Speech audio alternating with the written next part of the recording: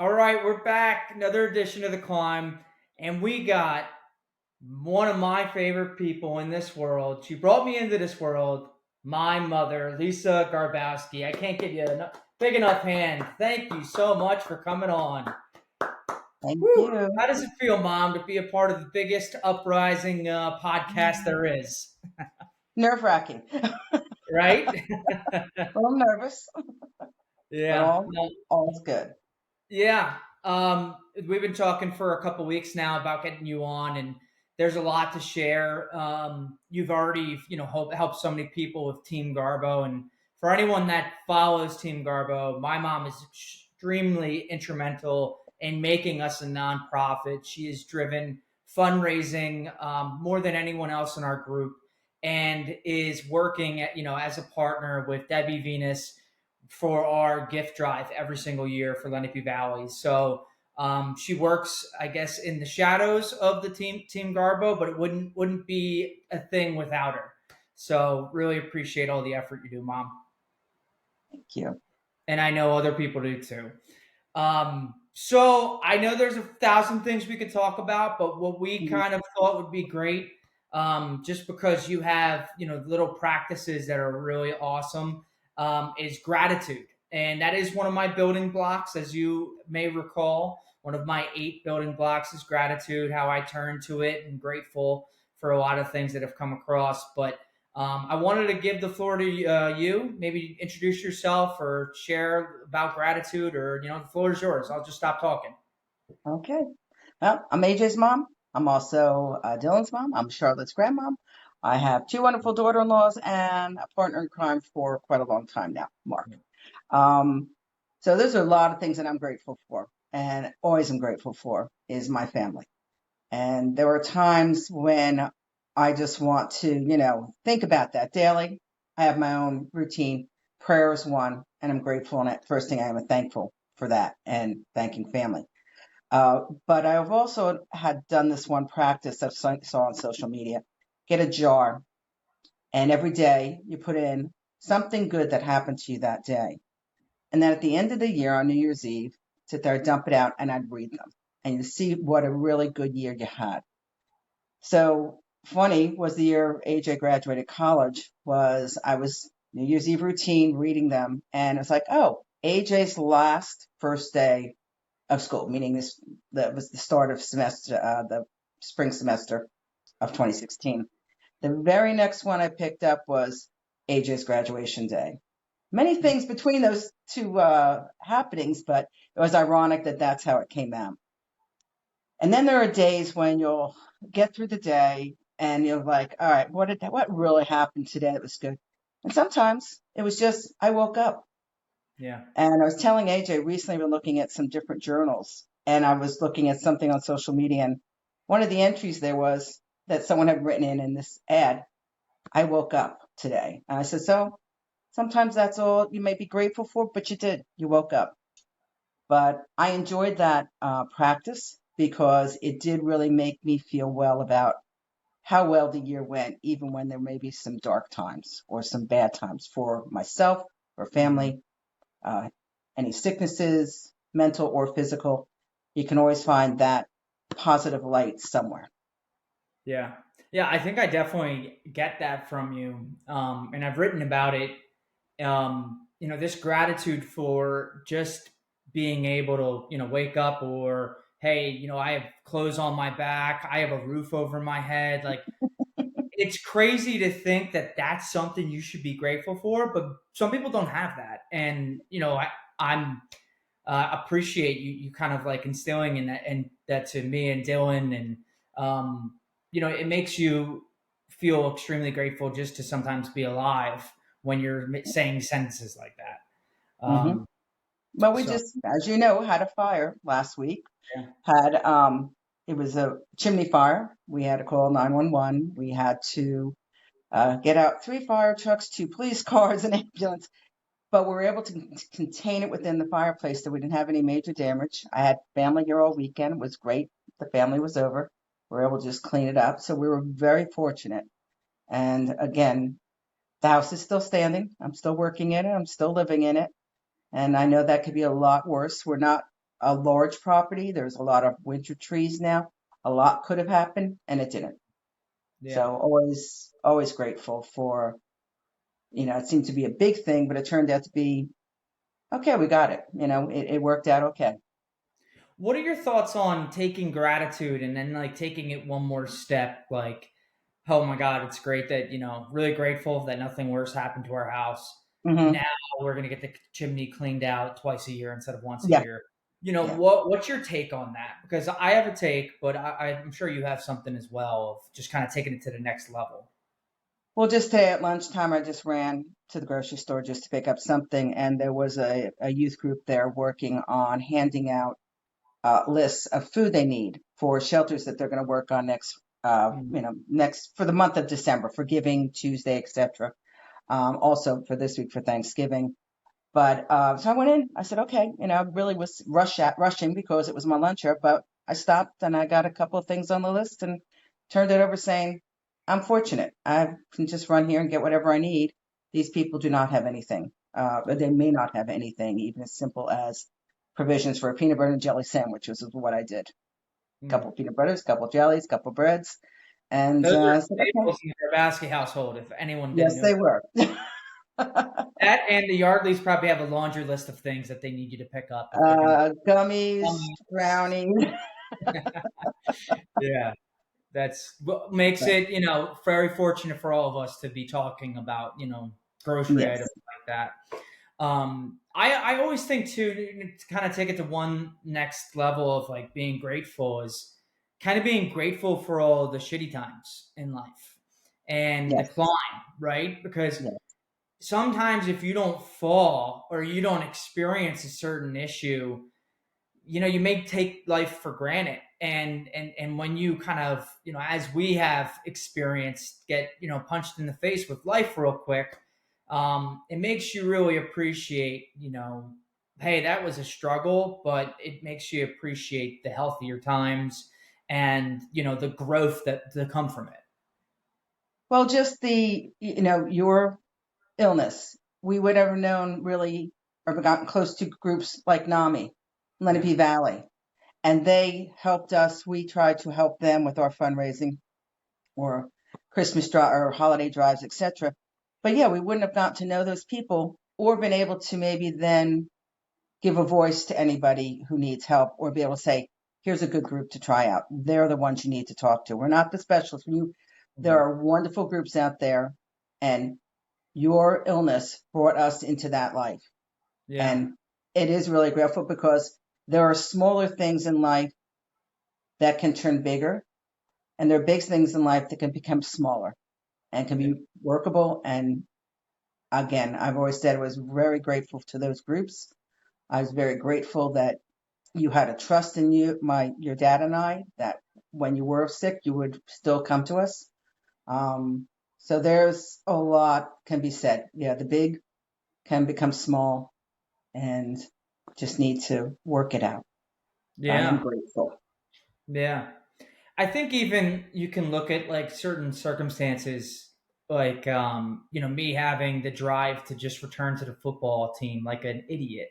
Like, I gotta get back to the team. I gotta get back to the team. But it did drive me to a purpose. Like, I gotta find the medicine. All right, I gotta go through outpatient. I have to do this. And if I didn't have that, if I just went to school and decided not to play football, who knows? Who knows? Yeah. And I actually, when you took the field the first time you were back on the field, I was in the stands crying, and parents were like, "Oh, why are you crying?" I was like, "You don't understand. This was that Yeah. last step he needed to Yeah. be back into the life that he wanted. Not, but he's back in school. He's back on schedule. He's back on the field, and that meant a lot. Again, it was football. You Yeah. don't have a career in it, but it still was you, and it was you healing, and you know it was wonderful to see you back there, and everything you do. I am very grateful to see you shine. Well, that is greatly appreciated, and it stems from you too. So, a lot of credit there. Um, I will say, other than gratitude, I think you tap into another thing that we could talk more about. But your faith, and the people around you, people that were around you that maybe no longer with us. I think I think you pull from strength that people don't even know how to harness. And I think that's worth, gratitude's one of them. You pull from something that maybe someone didn't see previously, but you have faith in people, others, and others that may be looking down from us. I mean, is there anything quickly to you want to, kind of touch upon? Because I think it's such a good strength of yours. Um, Again, I'm not the good churchgoer that I used to be, but I am one who believes in the power of prayer. I start my day with a short meditation and I go into prayer. And it helps me because I said we've had a lot of losses in my family, so my siblings, my parents, etc. That to me, that's the way for me to talk to them. Mm-hmm. And yes, and my mom, as you know, was one who struggled a lot with her illness, physical illness, and all the strength that she had. I, whenever I feel like I need strength, I just realize she went through a lot. I can find the strength. She's given it to me. Mm-hmm. And I do believe that people both present in our past in heaven are giving us that strength and courage. And that's how we move on. Yeah. So I have I've been open. My mom knows about this, but I have not been doing the best that I think I could be, and struggle with a few things. Honestly, for a short amount of time, but also for the past year. And of recent, I've tried to do the same thing and tap into that faith aspect. And I bought a book. It's over there. I just finished it today. Winning the War in Your Mind. And this preacher talks about a lot of things, but in there he talks about research done by Thomas Jefferson University, or I think I have that right, the one in Philadelphia, not UPenn, but the other one, Thomas Jefferson. um, he says that there's studies that have been done, and it's been proven that prayer helps really numb the part of your brain that's the fight or flight, like the I'm scared shit lists. I got to respond, I got to fight.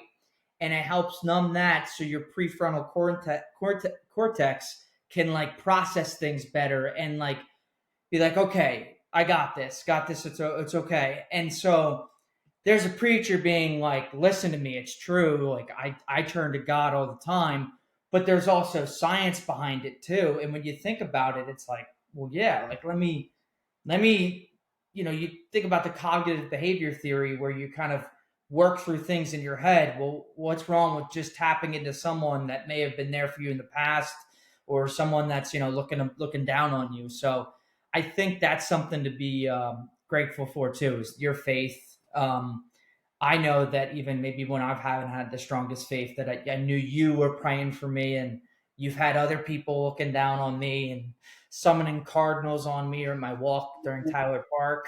I always said, by the grace of God, family and friends, and all their prayers, um, you were there. I think sooner than a lot of other people, and I truly believe all that strength from everybody helped you and Yep. me Yes. and all Yes. of us. Yes. I'm very, very grateful for it. I mean, that's the whole reason why Team Garbo is a thing. It's not to parade me, it's to parade us. It's how an individual 19-year-old was facing one of the biggest challenges that he'll ever face, and a group of individuals came together and they wouldn't let this kid fail. And still to this day they won't let me fail, and that's why we're trying to build that same community, and that kind of get the message out there to people that, like, hey, you don't have to go through this alone. It is not easy. It started with me, but now everyone a part of Team Garbo leans on each other for one way or the reason or another, whether it's dealing with mental health, physical health, emotional health. And sometimes you need to call up the people above to get the strength there. And so, I'm to turn it full circle, I'm very grateful for everyone to have helped me, and of course for you and Dad kind of being the ultimate support system there. And again, all the wonderful programs out there. Don't be afraid to ask. Don't be afraid to go Yep. and talk. Absolutely. So, Mom, we got, let's just say, another couple minutes. Anything, any takeaways you want to share with everyone? You've already done a bunch of clips that work well, but maybe a sign off from you. I know we'll probably hearing from you in the future, but anything you want to leave the audience with? Well, I think from the video that I put on our team Garbo, there was at one point both you were in the hospital and Dylan was in the hospital. Hmm. Dylan had a heart condition, he had a brain condition. Yeah. So at the same time, having both sons hospitalized was not easy. Um, but in my sort of feelings are, it doesn't matter if it's physical or mental health. Your child, your family member is sick, they're sick. And you want to be there for them, you want to help them. And again, as I said, there is no health without mental health Yeah. or physical health. They go combined together, and both should be treated as needed. And I just recently saw a documentary, and I want to see it again, about early age learnings about to put pressure and release, just even a kindergartner. Yeah. There's so much that's out there now that we all didn't have before.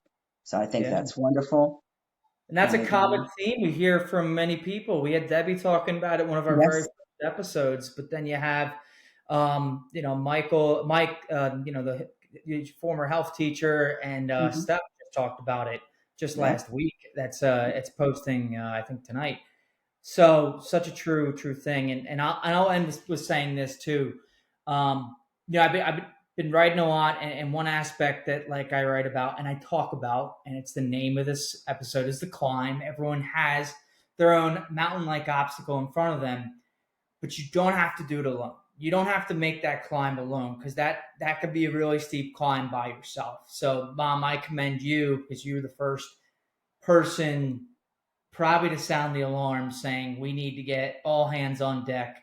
Everyone needs to support not only me but yourself, and you've tapped into all resources to better yourself and your family, and you're the epitome and have already helped out mothers of similar conditions. So I commend you for all that you do. I love you. I'm proud of you, and I'm grateful for you. I'm grateful for you too. All right. Well, thanks for coming on. Thanks everyone for joining. We'll definitely have my mom on another time. And please feel free to reach out to any of us if you are in need. Thanks, mom.